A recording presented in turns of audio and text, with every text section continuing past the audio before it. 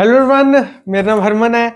आज हम हमारे कंसोलिडेशन के टेस्ट को आगे बढ़ाते हुए उन कोफिशिएंट्स को देखेंगे जिसके लिए एक्चुअली हमने ये कंसोलिडेशन वाला टेस्ट परफॉर्म किया। कोफिशिएंट ऑफ कंसोलिडेशन को एक बार एक साइड पे रख दो, उसको भी देखेंगे। पर अभी जो बाकी के कोफिशिएंट्स थे उनकी हम बात करते हैं, जैसे coefficient of compressibility, coefficient of compression, coefficient of recompression, coefficient of volume compressibility. इनकी हम एक बार बात कर लेते हैं, फिर बाद में कोफिशिएंट ऑफ कंसोलिडेशन की भी बात कर लेंगे। ठीक है, ये जो भी कोफिशिएंट्स हैं इनको पता लगाने के लिए हमको वॉइड रेशो और इफेक्टिव स्ट्रेस के बीच में एक रिलेशन पता होना चाहिए। हाँ, ये अलग बात है कि किसी कोफिशिएंट को पता करने के लिए void ratio versus effective stress का ग्राफ बनाना पड़ता है, किसी कोफिशिएंट को पता करने के लिए void ratio versus log of effective stress का ग्राफ बनाना पड़ता है। पर बात यह है कि वॉइड रेशो और इफेक्टिव स्ट्रेस के बीच में कोई रिलेशन हमको चाहिए। हमको ये पता होना चाहिए कि जो हमने ऊपर से इफेक्टिव स्ट्रेस अपने सॉइल के ऊपर लगाई है उसकी वजह से वॉइड रेशो में कितना चेंज हुआ, वॉइड रेशो क्या आ गई इस इफेक्टिव स्ट्रेस को लगाने के बाद, ये हमको पता होना चाहिए। ठीक है ना। तो मतलब जो कोफिशिएंट्स हम डिटरमिन करने जा रहे हैं उसके लिए हमको relation between void ratio and effective stress is required. ठीक है, अब इफेक्टिव स्ट्रेस हम ऊपर से कितनी लगा रहे हैं हमको तो बताइए। हम लगा रहे हैं ना वो जो हमने पिछले लेक्चर में लोड डिस्कस किए थे, 40, 80, 100, 200, 400 किलोन्यूटन पर मीटर स्क्वायर, राइट। ये जो भी लोड्स थे वो हम लगा रहे हैं ना, तो हमको पता ही है इफेक्टिव स्ट्रेस, तो हमको पता है कि हमने ऊपर से कितनी लगाई है। तो बच क्या गया, वॉइड रेशो। जो हमने ऊपर से इफेक्टिव स्ट्रेस लगाई है उसकी वजह से वॉइड रेशो में क्या चेंज हुआ। अगर हमको ये रिलेशन पता लगाना ना between void ratio and effective stress, तो ये हम तभी पता लगा पाएंगे अगर हमको वॉइड रेशो का पता लग जाए। इफेक्टिव स्ट्रेस तो हम लगा रहे हैं, पता ही है हमें। हाँ, इस इफेक्टिव स्ट्रेस को लगाने के बाद वॉइड रेशो में क्या चेंज आ रहा है वो हमें पता लगाना है। तो मतलब इस रिलेशन के लिए we require determination of void ratio, right. Determination of void ratio is required for this relation to develop. अब इस वॉइड रेशो को डिटरमिन करने के लिए हमारे पास दो मेथड्स हैं। First is height of solids method and second is change in void ratio method. ये height of solids method and change in void ratio method कौन कौन से हैं इसको एक एक करके अब हम देखते हैं। सबसे पहले हम बात करते हैं हाइट ऑफ सॉलिड्स मेथड की। हाइट ऑफ सॉलिड्स मेथड में ऑफ कोर्स हमें हाइट ऑफ सॉलिड्स निकालनी पड़ेगी। हाइट ऑफ सॉलिड्स निकालने के लिए हमें वॉल्यूम ऑफ सॉलिड निकालनी पड़ेगी। क्यों, हाइट क्या होगी, वॉल्यूम अपॉन एरिया। मतलब वॉल्यूम ऑफ सॉलिड्स हमें चाहिए, और वॉल्यूम ऑफ सॉलिड्स निकालने के लिए हम इस्तेमाल करेंगे स्पेसिफिक ग्रेविटी ऑफ सॉलिड्स का।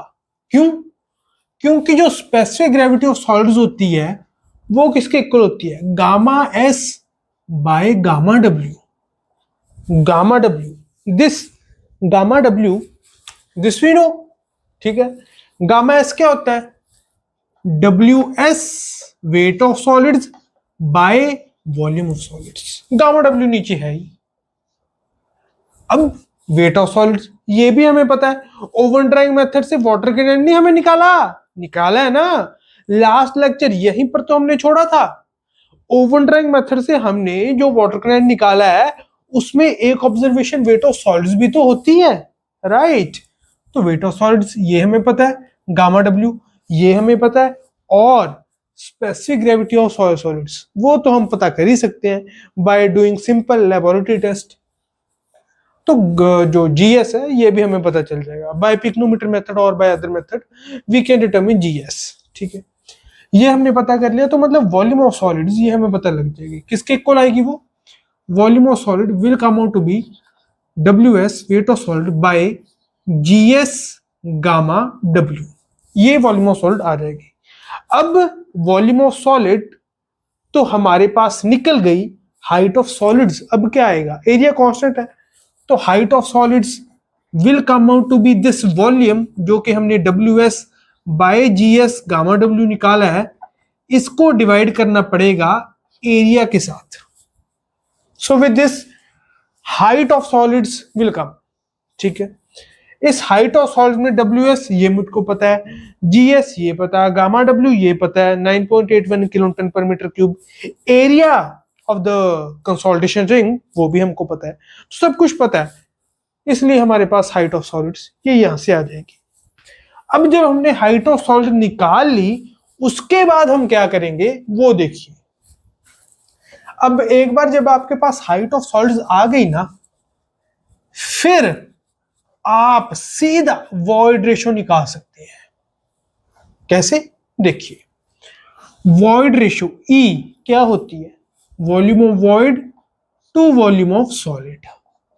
अब हम कंसोलिडेशन रिंग की जब हमने बात करी थी, तब हमने बात करी थी that there is no lateral strain. ठीक है, जीरो लेटरल डिफॉर्मेशन। तो उसकी वजह से क्या है कि जो एरिया है उसमें कोई चेंज नहीं आ रहा, एरिया में कोई चेंज नहीं आ रहा। तो जो volume of void to volume of solid है, इसको मैं height of void to height of solid ये भी लिख सकता हूं, डेफिनेटली लिख सकता हूं। क्यों? क्योंकि एरिया तो कैंसिल हो जाएगा, वॉल्यूम किसके इक्वल होगी? Height into area. Area numerator और डिनोमिनेटर से कैंसिल हो गया, तो जो ये volume of void to volume of solid थी वो बन गया height of void to height of solid. अब ये हाइट ऑफ वॉइड क्या होगा? Height, total height minus height of solid, क्योंकि सॉलिड और वॉइड से मिलके ही तो मेरा सॉइल बना है। तो अगर वॉइड की हाइट को पता करना है तो टोटल हाइट में से हाइट ऑफ सॉलिड को माइनस कर देता हूं, तो हाइट ऑफ वॉइड आ जाएगा। नीचे हाइट ऑफ सॉलिड वैसे का वैसे, राइट? तो मतलब h height minus height of solid by height of solid अगर मैं करूं, तो मेरे पास वॉइड रेशो E आ जाएगी, जिसका मुझे पता लगाना है। क्योंकि अल्टीमेटली मुझे पता लगाना है वॉइड रेशो कितनी है under the applied effective stress, जो मुझको पता है। ये नहीं पता, ये मैं ऐसे पता लगा रहा हूं। अब H यहां पे क्या है? Here H is initial thickness of the sample, initial thickness और हाइट ऑफ द सैंपल। ठीक है, H is that. Height of solid ये हमने निकाल ही लिया, राइट? तो यहां से आपके पास वॉइड रेशियो आ जाएगी। वॉइड रेशियो आ गई, तब आप void ratio versus effective stress का ग्राफ तो बना ही सकते हो, राइट? तो ऐसे हमारा जो हाइट ऑफ सॉलिड मेथड है उसको हमने कवर कर लिया। अब हम बात करेंगे change in void ratio method की। अब इस change in void ratio method से वॉइड रेशियो का पता लगाने के लिए ऑफ कोर्स हम इस्तेमाल करेंगे चेंज इन वॉइड रेशियो का। अब इस चेंज इन वॉइड रेशियो का पता लगाने के लिए हम एक फॉर्मूला का इस्तेमाल करेंगे जो हमने अल्टीमेट कंसोलिडेशन सेटलमेंट की डेरिवेशन के दौरान डिस्कस किया था। कौन सा था वो formula? Delta H by H not is equal to delta E by 1 plus E naught. The simplest formula to calculate ultimate consolidation settlement delta H. अब यहां पे हमको H नॉट जो इनिशियल थिकनेस है ऑफ सैंपल वो तो पता है, पर E not initial void ratio that we don't know. ठीक है, जो हमने ऑब्जर्वेशंस करी हैं उनसे हमको इनिशियल वॉइड रेशियो का पता नहीं है। तो क्या करें हम? यहां पर हम initial void ratio E not लिखने की बजाय और यहां पर H not initial thickness of sample लिखने की बजाय HF और EF इस्तेमाल करेंगे, मतलब final height of the sample and final void ratio of the sample. Definitely अगर ये इनिशियल थिकनेस के लिए फॉर्मूला वैलिड है, तो जो फाइनल थिकनेस और फाइनल वॉइड रेशियो होगी उसके लिए भी एप्लीकेबल होगा। ठीक है, because through out the compression जो हमारा सॉइल सैंपल है दैट इज रिमेनिंग सैचुरेटेड। ठीक है, उसमें कोई चेंजेस नहीं आ रहे हैं। तो यहां पर हाइट H नॉट लिखने की बजाय अगर मैं यहां पर HF कर दूं और E नॉट लिखने की बजाय EF कर दूं, या यहां पर H100 E100 जो भी आपको कन्वीनियंट लगे आप लिख सकते हो। ठीक है, ये मैं कर दूं तो फिर मैं अपनी change in void ratio delta E निकाल सकता हूं। क्यों? क्योंकि मेरे को फाइनल वॉइड रेशियो पता है। पता है कैसे? क्योंकि जो फाइनल वॉइड रेशियो है EF, this is nothing but WF final water content into G, क्योंकि S degree of saturation is equal to 1 है, तो SC इक्वल टू WG वाला जब हम फॉर्मूला लगाएंगे तो S is equal to 1, so EF will become equal to WF into G। ठीक है, अब यहां पर G स्पेसिफिक ग्रेविटी, G या GS कुछ भी हम लिख देते हैं, वो तो हमको पता ही है। ठीक है, उसका इस्तेमाल तो हमने जो पिछले अभी अभी मेथड किया था, हाइट ऑफ सॉल्ट मेथड, उसमें भी इस्तेमाल किया था। WF वाटर कंटेंट, वो हमने पता लगाया ही है ओवरड्राइंग मेथड से। लास्ट स्टेप एक्सपेरिमेंट में जो हमने किया है, जो पिछले लेक्चर में भी डिस्कस किया है, that was what, determination of water content, final water content, वो हमें पता है, that we know. WF into GS final void ratio हमको यहां से मिल जाएगी। जब यहां से हमारे पास फाइनल वॉइड रेशियो आ गई तो EF now we know, HF final height of the sample, of course dial gauge से हम नोट कर लेंगे, तो HF we know, initial height पता है, डायल गेज से पता लग गया कि कितनी कंप्रेशन हुई है, तो फाइनल हाइट ऑफ कोर्स हमें पता चल जाएगी, इसमें कोई दिक्कत वाली बात नहीं है। Delta H for this particular stress increment, वो हमको पता है। ठीक है, वो हमने नोट किया है, दैट वी हैव नोटेड।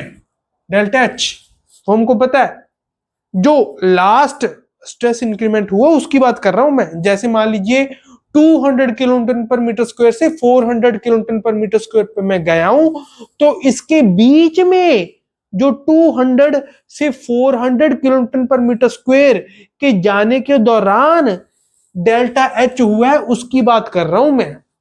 ठीक है, तो वो डेल्टा H हम नोट कर लेंगे, ठीक है, अपने डायल गेज से। तो डेल्टा H वो वाला हमको पता है, तो ये पता है, ये पता है, ये पता है, सिर्फ एक अननोन रह गया डेल्टा ई, वो हम पता कर लेंगे। तो delta E change in void ratio कितना आ गया under the applied vertical stress, जो हमने लेटेस्ट अप्लाई की है वो हमें पता चल गया। तो डेल्टा ई ये हमें पता चल गया, ये हमने निकाल लिया फ्रॉम दिस इक्वेशन। ठीक है, जब हमने इस इक्वेशन से डेल्टा ई निकाल लिया तो हम ऑफ कोर्स वॉइड रेशियो पता कर सकते हैं, क्योंकि ई क्या होगी, वॉइड रेशियो हमारे स्ट्रेस लगाने की वजह से, लोड लगाने की वजह से कम हुई है। तो अगर फाइनल वॉइड रेशियो से उसकी पिछली वाली वॉइड रेशियो पता लगा रहे हैं, तो हमको of course delta E add करना पड़ेगा इस EF में, EF प्लस डेल्टा ई। क्यों? क्योंकि जैसे जैसे हमने लोड लगाया है सॉइल दब रहा है, वॉइड्स कम हो रहे हैं, वॉइड रेशियो कम हो रही है, मतलब पहले वॉइड रेशियो ज्यादा थी तभी कम हुई है। तो इससे पहले वाली वॉइड रेशियो पता लगानी है तो EF में डेल्टा ई आप ऐड करोगे। ठीक है, ऐसे ही चलते चलते बैकवर्ड्स चलते चलते, जैसे 200 से 400 के बीच में क्या हुआ वो हमने पता लगाया है, फिर जो 100 से 200 के बीच में चेंज आया वो भी इसी तरह हम पता लगा लेंगे। और ऐसे चलते चलते चलते चलते under the stress increment what is the void ratio, जो अंडर द स्ट्रेस इंक्रीमेंट हुई है वो हमको पता लग गई। ठीक है, और इस वॉइड रेशियो को, ठीक है, जो under the particular stress increment under our consideration at this point of time, जो वॉइड रेशियो हमने पता लगाई है उसको हम बोलते हैं इक्विलिब्रियम वॉइड रेशियो। चाहे वो हाइट ऑफ सॉलिड मेथड से हो या change in void ratio method से हो, किसी भी मेथड से हो, जो अंडर दिस स्ट्रेस इंक्रीमेंट जो हमने लगाया है, जो हमने ऊपर से स्ट्रेस लगाई है, उसको लगाने की वजह से जो अभी वॉइड रेशियो आ गई उसको हम बोलते हैं इक्विलिब्रियम वॉइड रेशियो। जैसे मान लीजिए मैं अपना जो टेस्ट है वो स्टार्ट कर रहा हूं 20 किलोन्यूटन पर मीटर स्क्वायर से। ठीक है, अब ये जब मैंने लगाया तो वॉइड रेशियो मेरी कम हुई। वॉइड रेशियो कम जब हो गई, अगला स्ट्रेस इंक्रीमेंट लगाने से पहले ये लोड, ये स्ट्रेस जब मैंने लगाया, इसकी वजह से जो फाइनली वॉइड रेशियो आ गई E, इसको मैं बोल रहा हूं इक्विलिब्रियम वॉइड रेशियो, इसको मैं बोल रहा हूं इक्विलिब्रियम वॉइड रेशियो।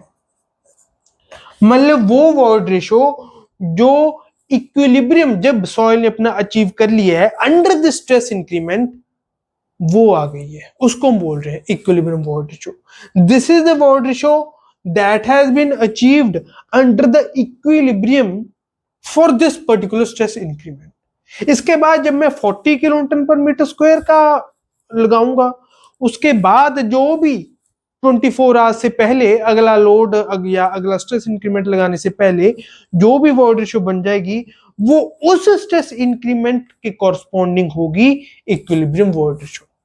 ऐसे ही हम हर स्ट्रेस इंक्रीमेंट के कॉरस्पॉन्डिंग इक्विलिब्रियम वॉइड रेशियो निकालते रहेंगे, चाहे हाइट ऑफ सॉलिड मेथड से निकालें, चाहे change in void ratio method से निकालें, किसी भी मेथड से हम equilibrium void ratio under the given load increment वो हम निकाल सकते हैं।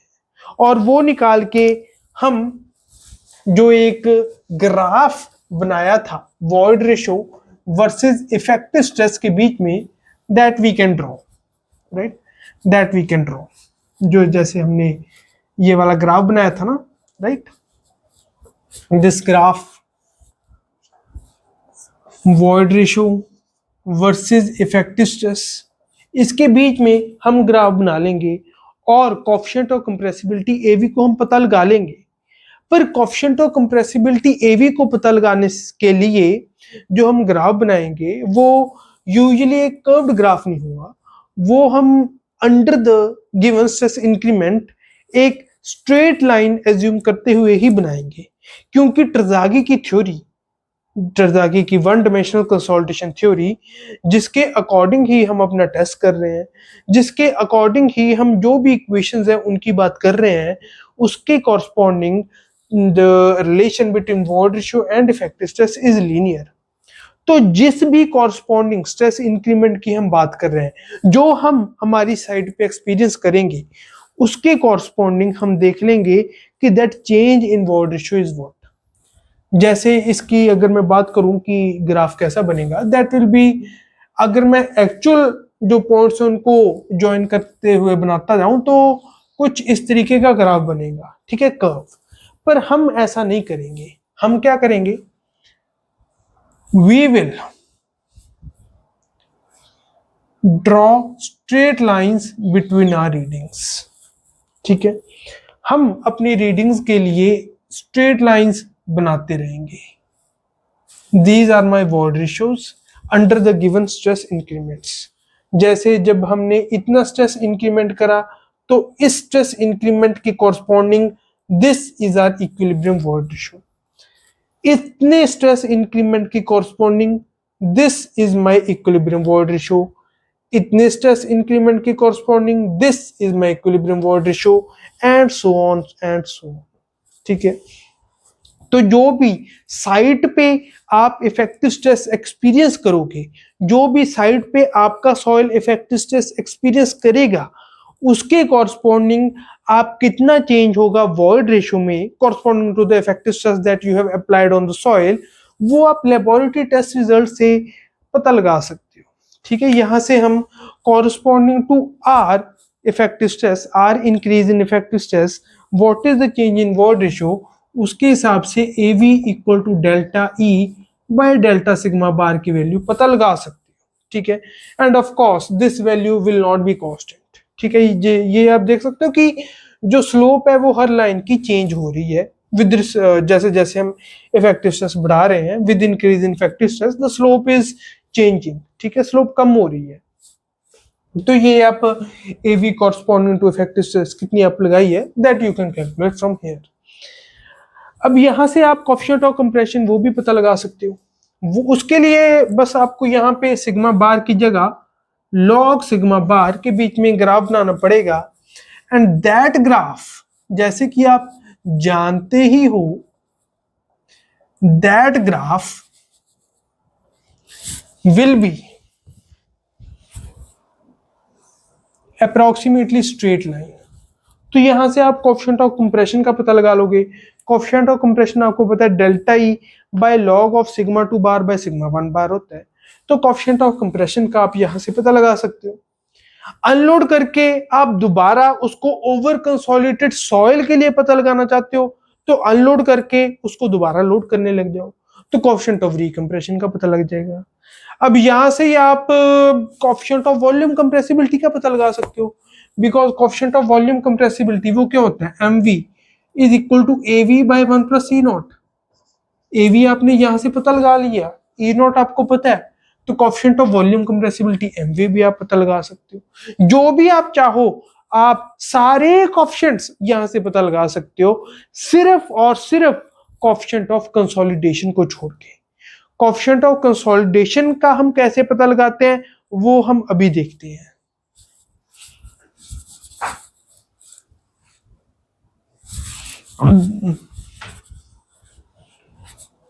तो मैंने यहाँ पर देखा है दैट टाइम अप्रोक्सीमेटली 20 मिनट्स हमको हो चुके हैं, और कोएफिशिएंट ऑफ कंसोलिडेशन का हम कैसे डिटरमिन करेंगे उसको भी अच्छा खासा टाइम लगेगा। तो हम यहाँ का लेक्चर, आज का लेक्चर यहीं पे वाइंड अप करते हैं। अगले लेक्चर में हम ये देखेंगे कि कोएफिशिएंट ऑफ कंसोलिडेशन जो हमने कंसोलिडेशन टेस्ट किया उससे कैसे पता लगाते हैं। Right, for this lecture we end up here. Thank you very much.